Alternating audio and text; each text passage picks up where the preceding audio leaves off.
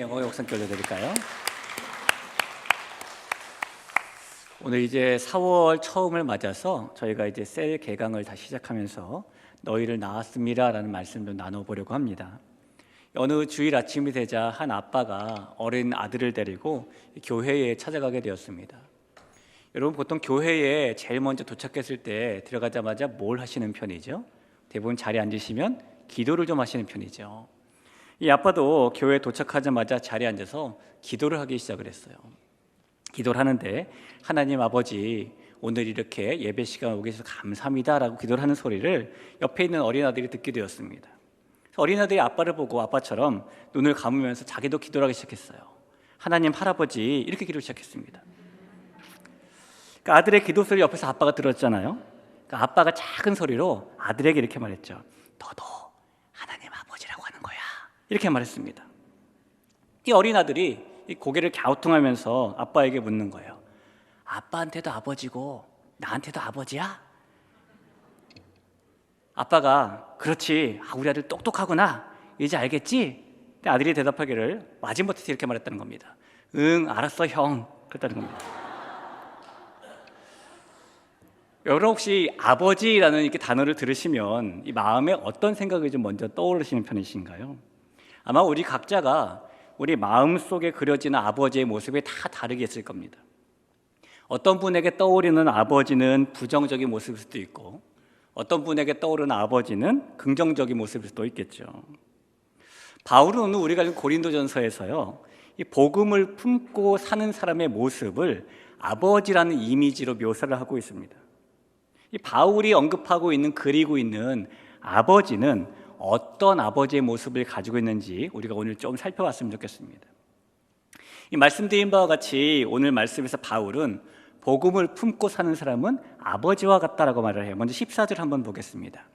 내가 너희를 부끄럽게 하려고 이것을 쓰는 것이 아니라 오직 너희를 내 사랑하는 자녀같이 권하려 하는 것이라고 말하죠.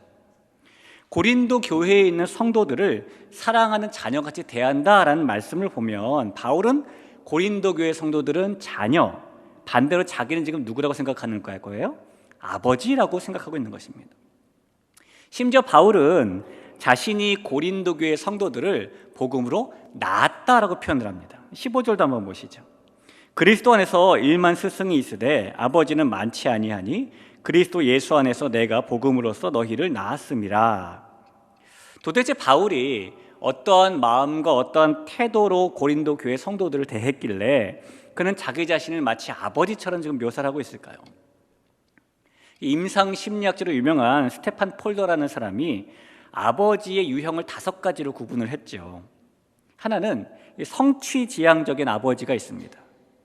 성취지향적인 아버지는 항상 좋게 보이는 것이라던가 이기는 것을 중시하는 그런 모습을 가지고 있는 아버지입니다.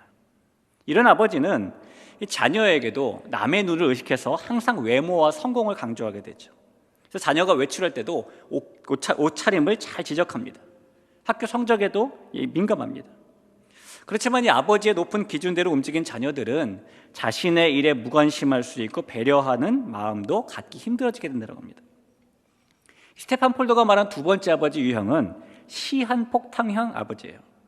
이 시한폭탄형 아버지는 자신의 분노를 쌓아놓고 있다가 어느 순간에 가족과 세상을 향해서 터뜨리는 그런 아버지입니다. 그래서 이것이 언제 화를 터뜨릴지 예측할 수가 없기 때문에 아버지의 감정 폭발은 그것에 노출된 자녀들에게 불안감을 주고 불안감에 시달릴 수밖에 없게 만들게 됩니다. 이런 아버지 밑에서 자란 자녀들은 혼란과 두려움으로 이 관계 형성을 하는 데 있어서 신뢰감을 쌓기가 힘들어지게 되죠. 3번째 유형의 아버지는 수동형 아버지입니다. 수동형 아버지는 항상 일에 대해서 헌신과 정직과 책임감을 굉장히 중시하는 아버지입니다. 이런 아버지는 보통 한 회사에서 수십 년 동안 별탈 없이 종사하는 경우가 많이 있어요. 그래서 자녀에게도 안정성을 굉장히 강조하며 가르칩니다. 그러나 안정성을 잘 배우고 자랐지만 이런 자녀에게는 거꾸로 도전의식이나 모험심을 배울 기회를 잃어버리게 되죠. 이 4번째 아버지 유형은 부재형 아버지입니다. 부재형 아버지는 이 이름의 뜻대로 가족 생활에서 항상 벗어나 있고요, 가족에 대해서 책임감도 없는 그런 아버지입니다. 이런 아버지는 가족이라는 단어 자체에 참여하고자 하는 의지가 없어요. 자녀와 교류하는 데는 더더욱 관심이 없습니다. 그래서 자녀들은 이런 아버지 밑에서 자랐을 때에 내가 거부당했다, 버림받았다라고 인식하게 됩니다. 그로 인해서 깊은 정서적인 상실감을 가지게 되죠. 마지막 5번째 유형의 아버지는 너그러운 멘토형 아버지입니다. 이런 아버지는 가장 바람직한 아버지 상이라고 스테판 폴더는 말하는데요. 시간이 있든지 없든지 무슨 일이든지 자녀와 함께하는 모습을 가지게 됩니다. 이 자녀 양육에서 아버지 역할이 무엇인지 정확히 이해하고 있고 아버지로서 자녀의 삶을 가치 있게 만드는 데 노력을 하게 됩니다. 자녀가 가진 꿈이라든가 비전이라든가 희망을 키울 수 있도록 계속해서 독려하게 되죠. 이런 경우 자녀들이 정서적인 안정감을 바탕으로 해서 자긍심과 공감과 일관성을 가지게 된다고 합니다. 여러분, 이 5가지 유형 외에도 물론 다른 유형도 있겠지만은 어떤 아버지 상이 여러분 마음에 생각이 나시거나 기억이 나시거나 혹시 그려지십니까? 분명히 저와 여러분에게 아버지라는 단어를 들으면 생각이 나는 아버지 상이 있어요. 이 과거로 갈수록 아버님들은 가부장적인 문화에서 자라신 분들이었죠. 대부분의 그런 문화 속에 있었던 아버지들이 보여줬던 아버지 상은 엄격한 아버지, 무뚝뚝한 아버지, 이런 상들도 있을 수 있습니다. 그러다 보니 그런 아버지 밑에서 자란 자녀인 우리는 어쩌면 항상 아버지는 근엄해야 되고 항상 엄격해야 된다고 보고 배웠을 수도 있어요. 근데 여러분, 요즘에 여러분들의 자녀 세대를 한번 보십시오. 여러분의 자녀가 또 자녀를 낳고 키울 때 보면은 엄격한 아버지보다는 친구 같은 아버지 상이 훨씬 더 많아졌을 겁니다. 새로 나온 말 가운데 프렌디라는 말이 있죠. 이 프렌드, 친구라는 말하고 그다음 데디, 아버지라는 말을 합쳐가지고 프렌디, 친구 같은 아버지라는 뜻을 가진 단어가 새로 나올 정도입니다.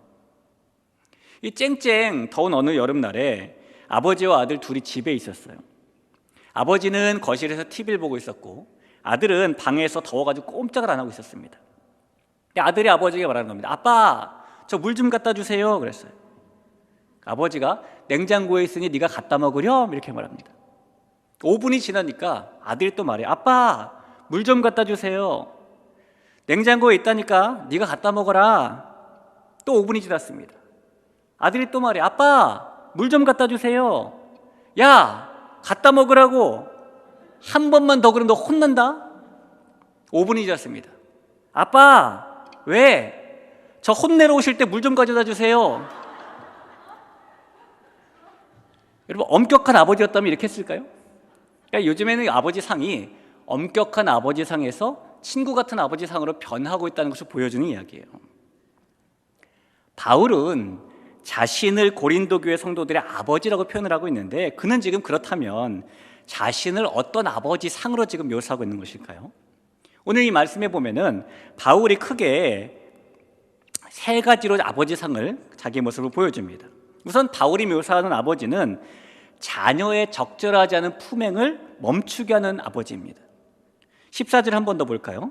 내가 너희를 부끄럽게 하려고 이것을 쓰는 것이 아니라 오직 너희를 내 사랑하는 자녀같이 권하려 하는 것이라 라고 말하죠. 16절도 한번 보겠습니다. 그러므로 내가 너희에게 권하노니 너희는 나를 본받는 자가 되라.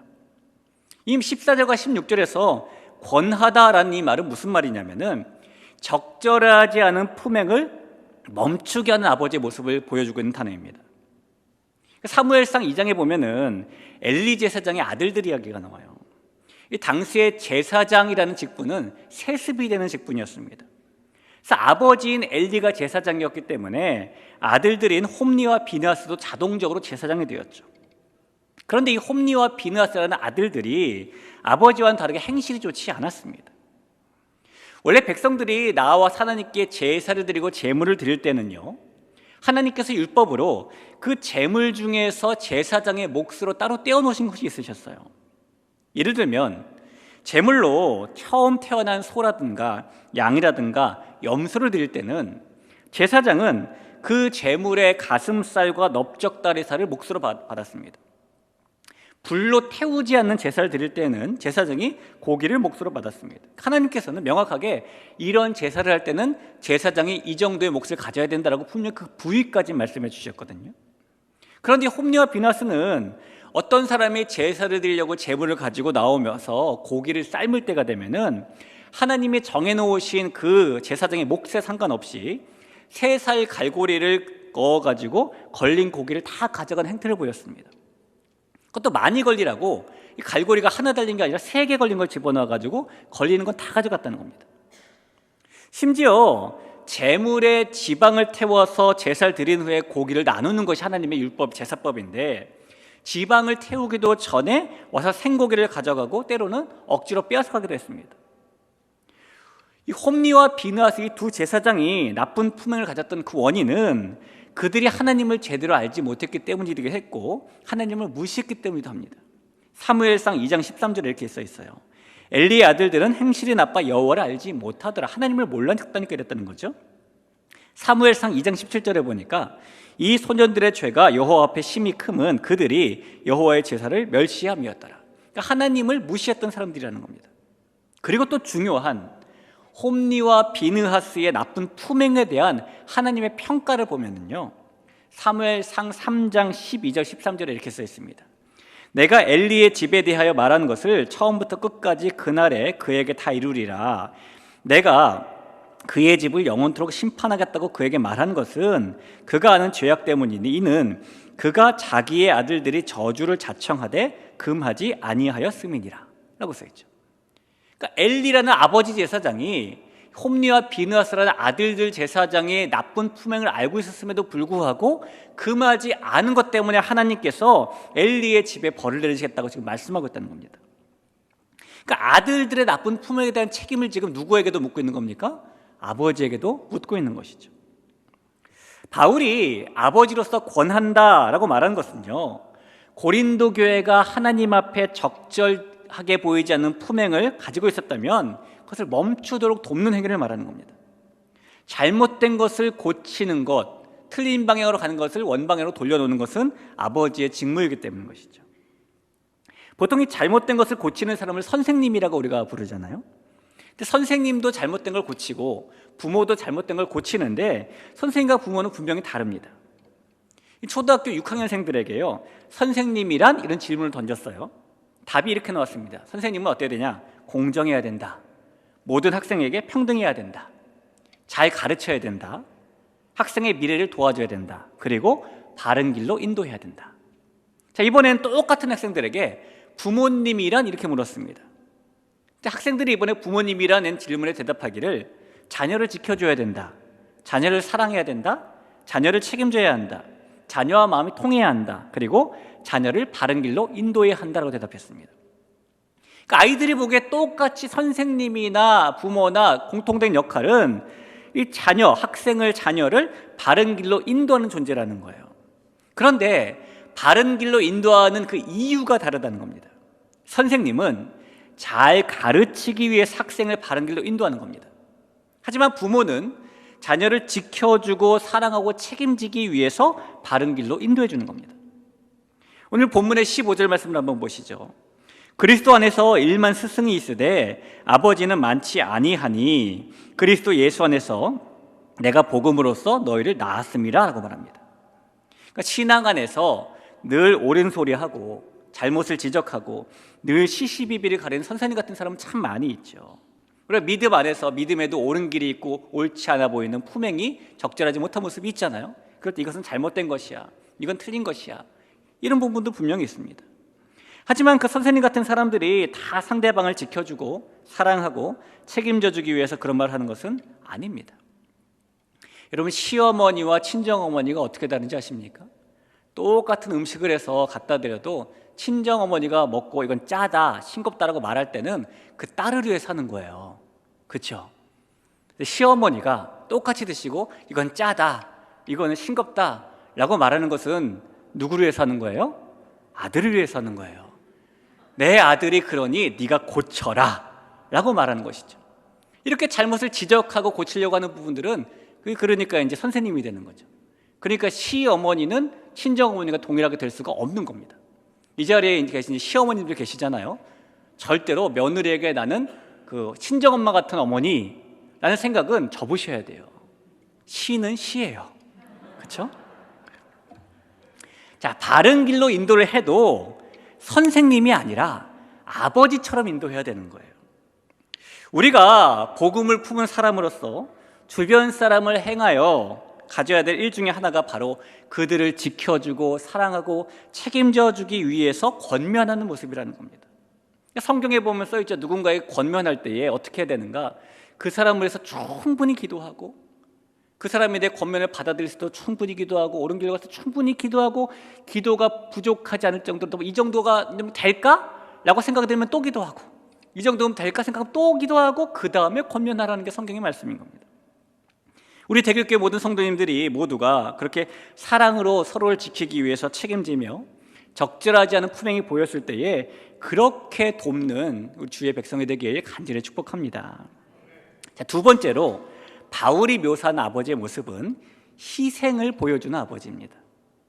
여러분, 아버지들 가운데, 특별히 어머니들 가운데 부모님을 생각하면은 아버지, 어머니 어느 부위도 희생하면 가까운 단어로 생각이 많이 나십니까? 동일하게 나야 되는 게 정상이잖아요. 아버지도 기르시려고 희생을 많이 하셨고, 어머니도 기르시려고 희생을 많이 하셨고, 근데 실제로 보면은 분명히 두 분 중에 어떤 가정은 아버지, 어떤 가정은 어머니 희생하면 먼저 생각나는 분들이 있을 겁니다. 동일하게 생각나지가 않을 거예요.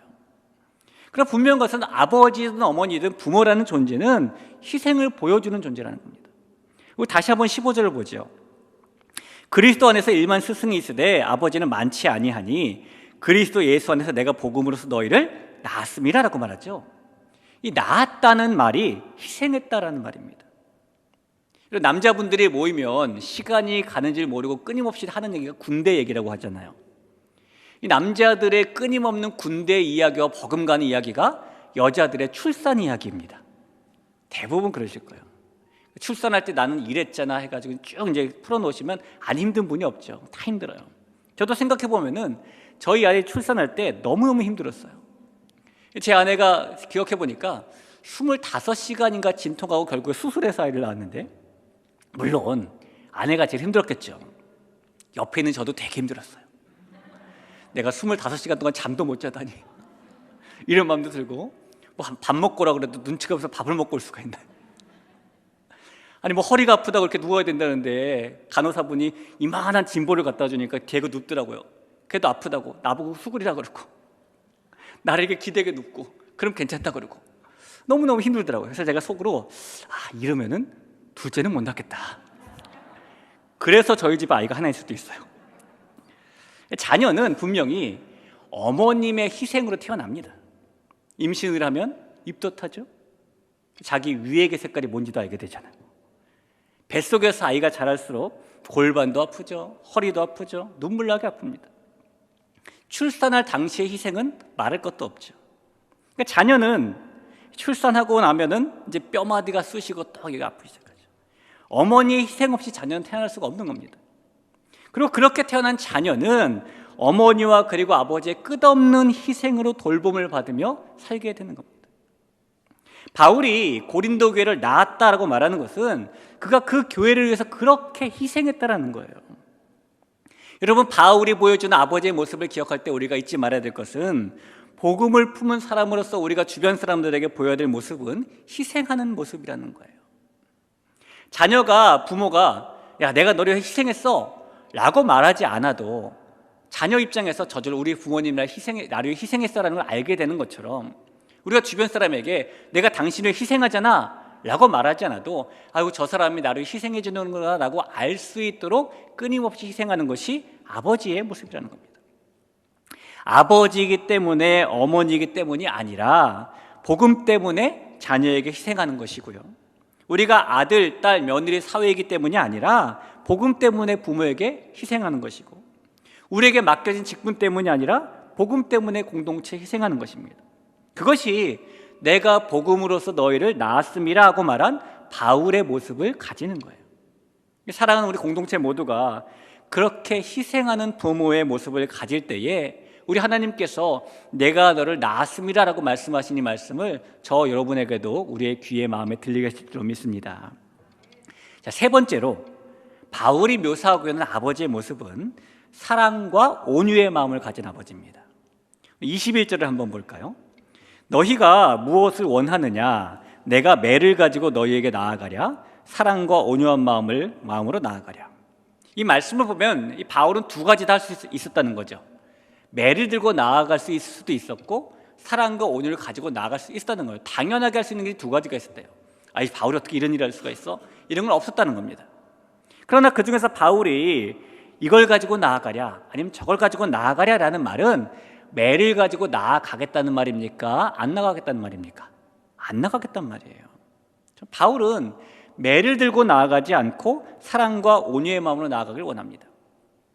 자, 매를 들고 나아가야 되겠다는 마음에 든 걸 보면은 고린도 교회가 지금 뭔가 삐걱거리는 모습이 있는 거겠죠? 저는 회초리한테 맞아야 돼 라는 마음이 들 정도의 일이 고린도 교회에서 일어나고 있다는 겁니다. 우리가 알다시피 고린도 교회는 받은 은사가 많은 교회였잖아요. 은사가 많다 보니까 참 행복하고 은혜롭고 축복에 넘쳤어야 되는데 그 안에 이제 갈등도 많이 일어났죠. 마음이 이제 이런 마음이 생긴 겁니다. 어떤 은사가 최고일까? 이런 게 드는 거죠. 야, 방언하는 게 최고 아니야? 야, 방언하면 뭐해? 누가 통역해줘야지. 통변하는 게 최고야. 이거 아무 소용없어. 병 고치는 게 최고야. 그게 뭐야? 성경에 보면은 다 뭐 목사라 교사 이런 말이 나와 있잖아. 가르치는 게 최고야. 막 이런 말이 된 거죠. 그러다 이제 이렇게 됐겠죠. 방언하는 사람은 방언하는 사람끼리 뭉쳤을 것이고 치유하는 사람은 치유하는 사람끼리 뭉쳤겠죠. 그러다 보니까 이제 파벌이 나온 겁니다. 나는 개바파네, 바울파네, 아볼로파네. 야, 너희는 겨우 그 정도야? 나는 그리스도파야. 이런 사람들도 나오게 된 거죠. 그러니 매를 맞을 만한 상황이 된 게 맞습니다. 그럼에도 불구하고 바울은 오늘 매를 가지고 나아가지 않고 사랑과 온유의 마음을 가지고 나아가겠다라고 말합니다. 왜냐요? 그것이 아버지의 모습이기 때문이죠. 이 마음을 잘 보여주는 아버지가 나타나는 곳이 우리가 아는 대로 누가복음 15장에 나오는 아버지 아니겠습니까? 둘째 아들이 유산을 달라고 찾아왔어요. 지금도 대부분 그렇지만은 당시 문화에서는 유산은 아버지가 돌아가신 후에 받는 겁니다. 유산을 미리 달라고 했다는 것은 멀쩡히 계신 아버지 내 마음속엔 죽었어 라고 생각하는 것과 똑같은 겁니다. 폐륜이죠. 여러분, 그러면 당연히 아버지가 이 아들의 종아리를 때려야죠. 혼꾸녕을 내줘야죠. 그래야 할 것 같은데 아버지가 유산을 미리 줍니다. 받은 유산을 이 둘째를 다 탕진하고 돌아왔어요. 예를 들어가지고 우리 집에 이제 자산이 1억이 있는데 아들이 엄마 아빠 나중에 돌아가신 다음에 말고 내가 지금 너무 힘드니 힘들 때 나 좀 도와줘요. 그래서 유산으로 미리 5천만 원을 주었습니다. 근데 뭘 했는지 몇 달 후에 아들이 그 돈을 다 날리고 빈손으로 집에 돌아온 거예요. 여러분, 그러면 대부분 야 이놈아 네가 정신이 있냐 없냐, 그 돈이 어떤 돈인데 네가 땅을 파봐라 돈이 나오나, 이렇게 되는 거죠. 그래서 등짝 스매식을 냅다 날려야 될 것 같은데 이 둘째 아들, 탕자라고 불리는 둘째의 아버지는 성경에 보니까 아직도 거리가 먼데 아들을 보고 측은히 여겨서 달려가 목을 안고 입을 맞췄다고 말합니다. 제일 좋은 옷을 가져다가 입히고 손에 가락지를 끼우고 발에 신발을 신기고 살진 송아리를 잡아서 잔치를 하게 되죠. 무슨 일이 그 아들에게 있었던지 간에, 그 아들이 무슨 일을 저질렀든지 간에 아버지로서 그 자식에 대한 사랑과 온유의 마음이 있었기 때문인 겁니다. 여러분, 물론 구약 잠언 13장 24절에 보면 매를 아끼는 자는 그의 자식을 미워함이라 자식을 사랑하는 자는 근실이 징계하느니라 라는 말씀이 있습니다. 그러니까 자녀에게 부모로서 훈계하기 위해서 매를 드는 것이 필요하다는 것이죠. 하지만 그 매의 바탕에는 사랑과 온유의 마음이 있어야 되는 거예요. 그러니까 사랑과 온유의 마음이 없이 때리는 매는 안 된다는 겁니다. 저도요, 지금까지 저희 아이를 딱 한 번 때려본 적이 있어요. 언제 때려봤냐면 저희 아이가 2살 때인가 되게 어릴 때죠. 지금 생각해보면 창피한 얘기인데 제가 창피한 얘기를 좀 하겠습니다. 하도 이제 20년 가까이 된 일이니까요. 아이가 막 어떻게 하다가 손으로 이렇게 제 허벅지를 탁 쳤는데 허벅지가 너무 아픈 거예요. 순간적으로 아픈 걸 잘 못 참거든요. 순간적으로 화가 팍 나는 거예요. 그래서 제 손으로 아이의 그 작은 손을 팍 때렸어요.